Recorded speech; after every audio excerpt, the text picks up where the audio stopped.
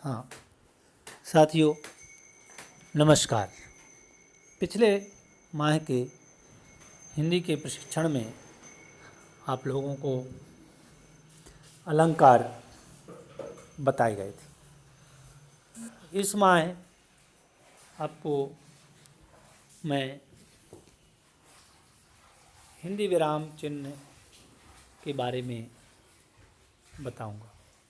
विराम चिन्ह की परिभाषा या विराम चिन्ह किसे कहते हैं?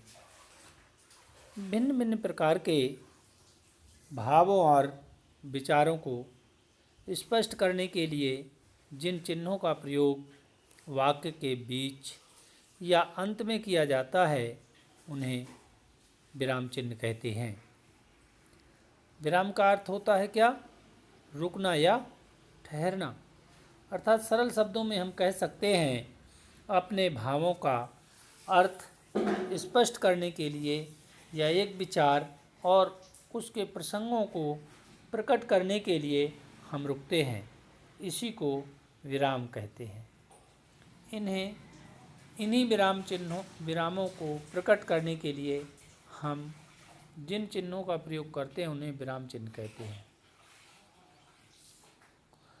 यदि विराम चिन्ह का प्रयोग ना किया जाए तो अर्थ का अनर्थ हो जाता है। जैसे रोको मत जाने दो, रोको मत जाने दो, रोको मत जाने दो। अर्थात आपने उदाहरणों में पहले वाक्य में अर्थ स्पष्ट नहीं होता, जबकि दूसरे और तीसरे वाक्य में अर्थ तो स्पष्ट हो जाता है लेकिन एक दूसरे का उल्टा अर्थ मिलता है, जबकि तीनों वाक्यों में वही शब्द है। देखें, दूसरे वाक्य में रोको के बाद अल्प विराम लगाने से रोकने के लिए कहा गया है, जबकि तीसरे वाक्य में रोको मत के बाद अल्प विराम लगाने से किसी को न रोक कर जाने के लिए कहा गया है। इस प्रकार विराम चिन्ह लगाने से दूसरे और तीसरे वाक्य को पढ़ने में तथा अर्थ स्पष्ट करने में जितनी सुविधा होती है उतनी पहले वाक्य में नहीं। अतएव हिंदी भाषा में विराम चिन्हों के विषय में हम विस्तृत अध्ययन करेंगे। तो पहला बिंदु आता है विराम चिन्हों की आवश्यकता क्यों पड़ी। तो विराम का शाब्दिक अर्थ होता है ठहराव। जीवन की दौड़ में मनुष्य को कहीं ना कहीं रुकना या ठहरना भी पड़ता है। विराम की आवश्यकता हर व्यक्ति को होती है। जब हम करते करते थक जाते हैं तब मन आराम करना चाहता है। यह आराम विराम का ही दूसरा नाम है। पहले विराम होता है फिर आराम। स्पष्ट है कि साधारण जीवन में भी विराम की आवश्यकता है। लेखन मनुष्य के जीवन की एक विशेष मानसिक अवस्था है। लिखते समय लेखक यूँ ही नहीं दौड़ता, बल्कि कहीं थोड़ी देर के लिए रुकता है, ठहरता है और पूरा विराम लेता है। ऐसा इसलिए होता है कि हमारी मानसिकता दशा की गति सदा एक जैसी नहीं होती। यही कारण है कि लेखन कार्य में भी विराम चिन्हों का प्रयोग करना पड़ता है। यदि इन विराम चिन्हों का प्रयोग न किया जाए तो भाव अथवा विचार की स्पष्टता में बाधा पड़ेगी और वाक्य एक दूसरे से उलझ जाएंगे और तब पाठक को व्यर्थ ही माथापच्ची करना पड़ेगी। पाठक के भावबोध को सरल और सुबोध बनाने के लिए विराम चिन्हों का प्रयोग होता है। सारांश यह कि वाक्य के सुंदर गठन और भाव अभिव्यक्ति की स्पष्टता के लिए इन विराम चिन्हों की आवश्यकता और उपयोगिता मानी गई है। हिंदी में प्रयुक्त विराम चिन्ह निम्नवत हैं। पहला है अल्प विराम, जिसे अंग्रेजी में हम कॉमा कह देते हैं। दूसरा है अर्ध विराम, जिसे अंग्रेजी में सेमी कॉलन कहते हैं। तीसरा है पूर्ण विराम, जिसे अंग्रेजी में फुल स्टॉप कह देते हैं। चौथा उप विराम कॉलन। पांचवा है विस्मयादिबोधक चिन्ह, साइन ऑफ इंटरजेक्शन। छठा है प्रश्नवाचक चिन्ह, जिसे अंग्रेजी में क्वेश्चन मार्क कहते हैं। सातवां कोष्ठक ब्रैकेट, योजक चिन्ह हाइफन। नवा है अवतरण चिन्ह या उद्धरण चिन्ह, इन्वर्टेड कॉमर्स कहते हैं जिसे अंग्रेजी में। 10वां है लांघव चिन्ह। 11वां आदेश चिन्ह। 12वां है रेखांकन चिन्ह और लूप चिन्ह। इस प्रकार से हम तमाम तरह के विराम चिन्हों का प्रयोग हिंदी भाषा के में करते हैं। तो इनका विवरण जान लेते हैं थोड़ा सा। पहला है अल्प विराम। क्या है, कहाँ प्रयोग करते हैं? अल्प विराम वाक्य में जहाँ थोड़ा रुकना हो या अधिक वस्तुओं, व्यक्तियों आदि को अलग करना हो, वहाँ अल्प विराम का प्रयोग किया जाता है। अल्प का अर्थ होता है थोड़ा। अल्प विराम का अर्थ हुआ थोड़ा विश्राम अथवा थोड़ा रुकना। बातचीत करते समय अथवा लिखते समय जब हम बहुत सी वस्तुओं का वर्णन एक साथ करते हैं तो उनके बीच बीच में अल्प विराम का प्रयोग करते हैं। जैसे भारत में गेहूँ, चना, बाजरा, मक्का आदि बहुत सी फसलें उगाई जाती हैं।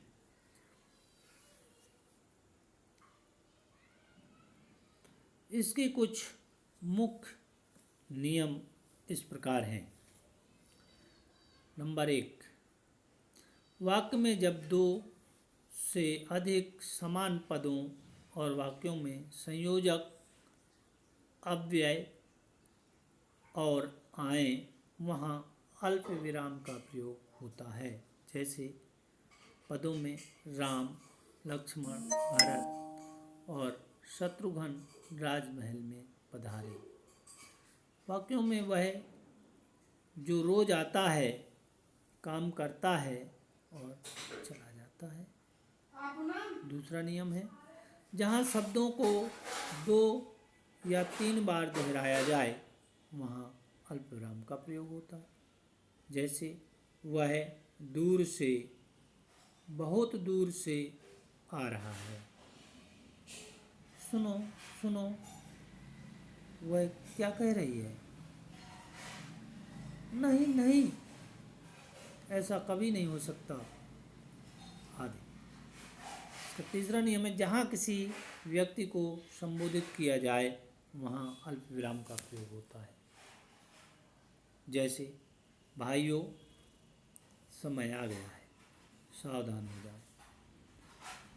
प्रिय महाराज, मैं आपका आभारी हूँ। सुरेश, कल तुम कहाँ गए थे? देवियों, आप हमारे देश की भाषा में हैं। चौथा नियम है, जिस वाक्य में वह, तो या अब इत्यादि लुप्त हों, वहाँ अल्प विराम का प्रयोग होता है। जैसे मैं जो कहता हूँ कान लगाकर सुनो। यहाँ पर क्या है? वह लुप्त है। दूसरा वाक्य देखें, वह कब लौटेगा कह नहीं सकता। यहाँ पर यह लुप्त है। वह जहाँ जाता है बैठ जाता है। इस वाक्य में यहाँ लुप्त है। अगला वाक्य, कहना था सो कह दिया तुम जानो।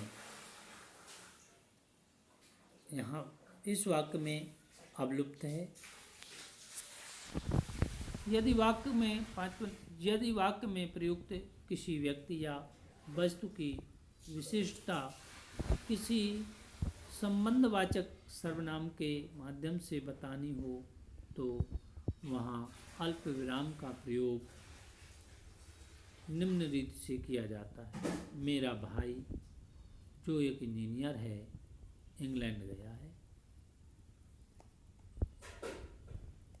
अगला, अंग्रेजी में दो समान वैकल्पिक वस्तुओं तथा स्थानों की अथवा या आदि से संबद्ध करने पर आने उनके पहले अल्प विराम लगाया जाता है।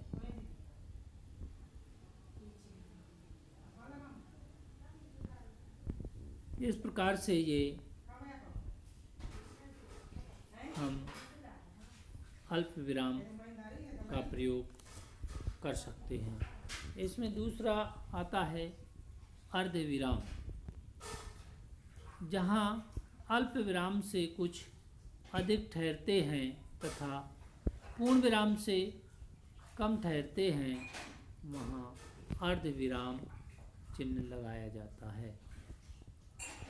यदि एक वाक्य या वाक्यांश के साथ दूसरे वाक्य या वाक्यांश का संबंध बताना हो तो वहाँ अर्ध विराम का प्रयोग होता है। इस प्रकार के वाक्यों में वाक्यांश दूसरे से अलग होते हुए भी दोनों का कुछ ना कुछ संबंध रहता है। जैसे उदाहरण देखें, आमतौर पर अर्ध विराम दो उपवाक्यों को जोड़ता है जो थोड़े से असंबद्ध होते हैं एवं जिन्हें और से नहीं जोड़ा जा सकता है। जैसे फलों में आम को श्रेष्ठ फल माना गया है, किंतु श्रीनगर में और ही किस्म के फल विशेष रूप से पैदा होते हैं। इसका दूसरा उदाहरण देखें, जब दो या दो से अधिक उत्पादियों के बीच अर्ध विराम का प्रयोग होता है, जैसे MA, B.Ed, M.Ed, PhD आदि, वह एक ज़्यादा दिनों तक नहीं चलेगी, यह बहुत सस्ती है। अगला है पूर्ण विराम, जहाँ पर एक बात पूरी हो जाए या वाक्य समाप्त हो जाए वहाँ पूर्ण विराम का चिन्ह लगाया जाता है। जैसे मैं खेल रहा हूँ, वह सो रहा है, राजेश खाना खाता है। हिंदी में पूर्ण विराम चिन्ह का प्रयोग सबसे अधिक होता है। यह चिन्ह हिंदी का प्राचीनतम विराम चिन्ह है। पूर्ण विराम का अर्थ है पूरी तरह रुकना या ठहरना। सामान्यतः जहाँ वाक्य की गति अंतिम रूप ले ले, विचार के तार एकदम टूट जाएं, वहाँ पूर्ण विराम का प्रयोग होता है। जैसे यह हाथी है, वह लड़का है, मैं आदमी हूँ, तुम जा रहे हो। इन वाक्यों में सभी एक दूसरे से स्वतंत्र हैं। सबके विचार अपने में पूर्ण हैं। ऐसी स्थिति में प्रत्येक वाक्य के अंत में पूर्ण विराम लगना चाहिए। संक्षेप में प्रत्येक वाक्य की समाप्ति पर पूर्ण विराम का प्रयोग होता है। दूसरा नियम है इसका, कभी कभी किसी व्यक्ति या वस्तु का सजीव वर्णन करते समय वाक्यों के अंत में पूर्ण विराम का प्रयोग होता है, जैसे गोरा रंग, गालों पर कश्मीरी सेब की झलक, नाक की सीध में ऊपर के ओंठ पर मक्खी की तरह कुछ काले बाल, सिर के बाल ना अधिक बड़े ना अधिक छोटे।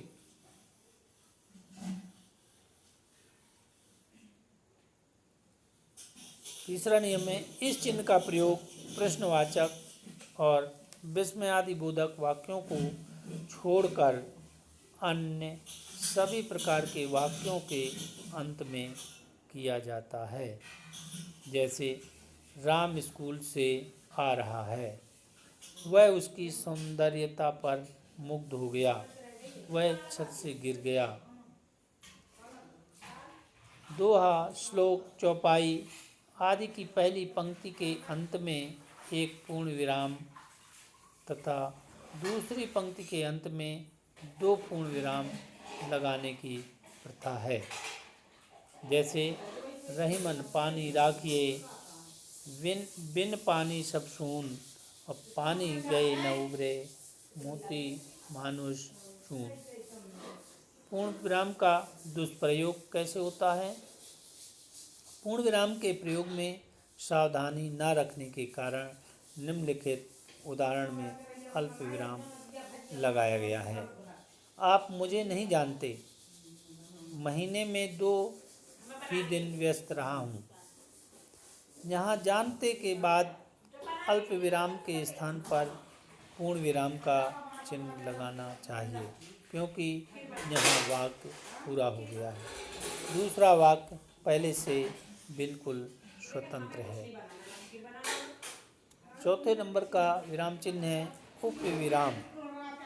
जहाँ वाक्य पूरा नहीं होता बल्कि किसी वस्तु अथवा विषय के बारे में बताया जाता है, वहाँ अपूर्ण विराम चिन्ह का प्रयोग या उपविराम चिन्ह का प्रयोग किया जाता है। जैसे कृष्ण के अनेक नाम हैं, गोपाल, मोहन, गिरधर आदि।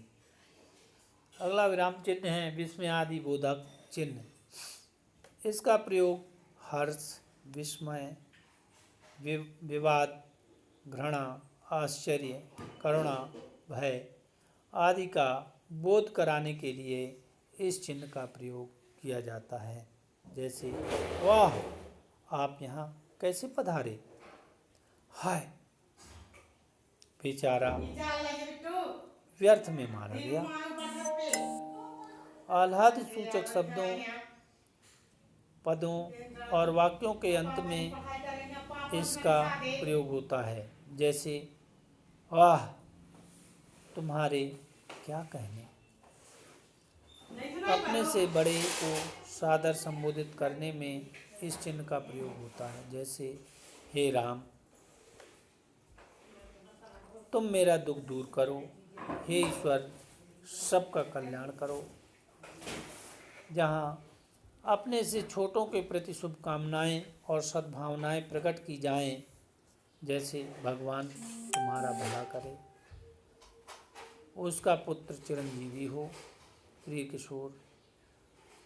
जहाँ मन की हंसी खुशी व्यक्त की जाए, जैसे कैसा निखरा रूप है, तुम्हारी जीत होकर रहेगी, कितना अच्छा गीत गाया तुमने।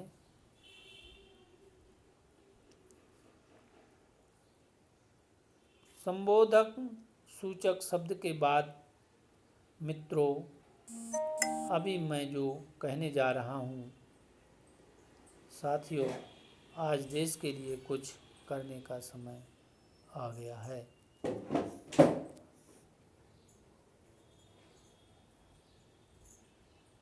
अगला विराम चिन्ह है प्रश्नवाचक चिन्ह। बातचीत के दौरान जब किसी से कोई बात पूछी जाती है अथवा कोई प्रश्न पूछा जाता है तब वाक्य के अंत में प्रश्न सूचक चिन्ह का प्रयोग किया जाता है। जैसे तुम कहाँ जा रहे हो, वहाँ क्या रखा है, इतनी सुबह सुबह तुम कहाँ चल दिए। इसकी कुछ नियम हैं। इसका प्रयोग निम्न अवस्थाओं में होता है जहाँ प्रश्न करने या पूछे जाने का बोध हो। जैसे क्या आप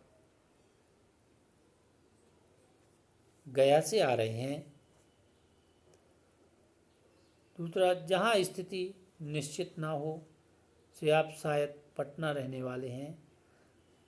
तीसरा नियम है जहाँ व्यंग किया जाए। जैसे भ्रष्टाचार इस युग का सबसे बड़ा शिष्टाचार है ना। जहाँ घूसखोरी का बाजार गर्म है, वहाँ ईमानदारी कैसे टिक सकती है। इस चिन्ह का प्रयोग संदेह प्रकट करने के लिए भी उपयोग किया जाता है। जैसे क्या कहा, वह निष्ठावान है। कोष्ठक चिन्ह वाक्य के बीच में आए शब्दों अथवा पदों का अर्थ स्पष्ट करने के लिए कोष्ठक का प्रयोग किया जाता है। जैसे उच्चारण कोष्ठक में लिख देंगे, बोलना जीभ एवं कंठ से होता है। अगला चिन्ह है योजक चिन्ह। हिंदी में अल्प विराम के बाद योजक चिन्ह का प्रयोग अधिक होता है।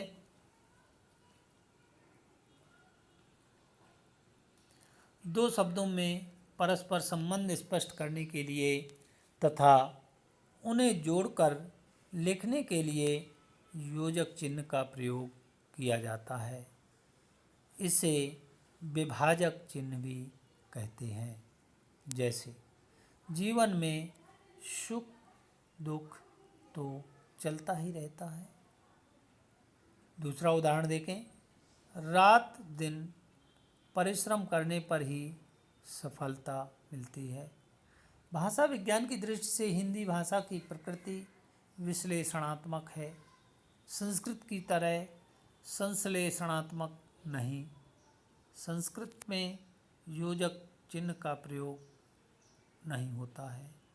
एक उदाहरण इस प्रकार, गायन्ति रमनामन्ति मानि सततम ये जना भुवः नमस्तेभ्यो नमस्तभ्यो नमस्तभ्यो पुनः पुनः। हिंदी में इसका अनुवाद इस प्रकार होगा, पृथ्वी पर जो सदा राम नाम गाते हैं उन्हें बार बार प्रणाम करता हूँ। यहाँ संस्कृत में रमना मानी लिखा गया है और हिंदी में राम नाम संस्कृत में पुनः पुनः लिखा गया और हिंदी में बार बार। अतः संस्कृत और हिंदी का अंतर स्पष्ट है। योजक चिन्ह की आवश्यकता क्यों पड़ती है? अब प्रश्न आता है कि योजक चिन्ह लगाने की आवश्यकता क्यों होती है? योजक चिन्ह लगाने की आवश्यकता इसलिए होती है क्योंकि वाक्य में प्रयुक्त शब्द और उनके अर्थ को योजक चिन्ह चमका देता है। यह किसी शब्द के उच्चारण अथवा वर्तनी को भी स्पष्ट करता है। उच्चारण से संबद्ध अनेक प्रकार के भ्रम हो सकते हैं। इस संबंध में श्रीयुत रामचंद्र वर्मा ने भ्रम के कुछ उदाहरण इस प्रकार दिए हैं। उपमाता का अर्थ उपमा देने वाला भी है और सौतेली माँ भी। यदि लेखक को दूसरा अर्थ अभीष्ट है तो उप और माता के बीच योजक चिन्ह लगाना आवश्यक है, नहीं तो अर्थ स्पष्ट नहीं होगा और पाठक को व्यर्थ की मुसीबत मोल लेनी होगी।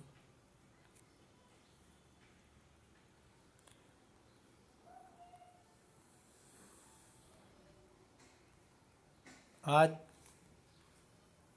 इसी प्रकार से आता है अवतरण चिन्ह यानी उद्धरण चिन्ह। किसी की कही हुई बात को उसी तरह प्रकट करने के लिए अवतरण चिन्ह का प्रयोग होता है। जैसे राम ने कहा, सत्य बोलना सबसे बड़ा धर्म है। उद्धरण चिन्ह के दो रूप होते हैं, एक एकहरा और दूसरा दोहरा। जहाँ किसी पुस्तक में कोई वाक्य या अवतरण ज्यों का त्यों उद्धृत किया जाए वहाँ दोहरे उद्धरण चिन्ह का प्रयोग होता है, और जहाँ कोई विशेष शब्द, पद, वाक्य खंड इत्यादि उद्धृत किए जाएं वहाँ एकहरे उद्धरण चिन्ह लगाते हैं। जैसे जीवन विश्व की संपत्ति है, जयशंकर प्रसाद। कामायनी की कथा संक्षेप में लिखिए। अगला चिन्ह है लाघव चिन्ह। किसी बड़े तथा प्रसिद्ध शब्द को संक्षिप्त में लिखने के लिए एक शब्द का पहला अक्षर लिखकर उसके आगे शून्य लगा देते हैं। यह शून्य ही लाघव चिन्ह कहलाता है। जैसे पंडित का लाघव चिन्ह है पा बिंदी रख शून्य। डॉक्टर का लाघव चिन्ह है डा बना के, प्रोफेसर का है प्रो बना के बिंदी रख देते हैं। इसी प्रकार से आदेश चिन्ह। किसी विषय को क्रम से लिखना हो तो विषय क्रम व्यक्त करने से पूर्व आदेश चिन्ह का प्रयोग किया जाता है। जैसे एक वचन के दो भेद हैं, एक वचन बहुवचन। अगला विराम चिन्ह है रेखांकन चिन्ह। वाक्य में महत्वपूर्ण शब्द, पद, वाक्य रेखांकित कर दिया जाता है। जैसे गोदान उपन्यास प्रेमचंद द्वारा लिखित सर्वश्रेष्ठ कृति है। अगला विराम चिन्ह है लोप चिन्ह। जब वाक्य या अनुच्छेद में कुछ अंश छोड़कर लिखना हो तो लोप चिन्ह का प्रयोग किया जाता है। जैसे गांधी जी ने कहा, परीक्षा की घड़ी आ गई है।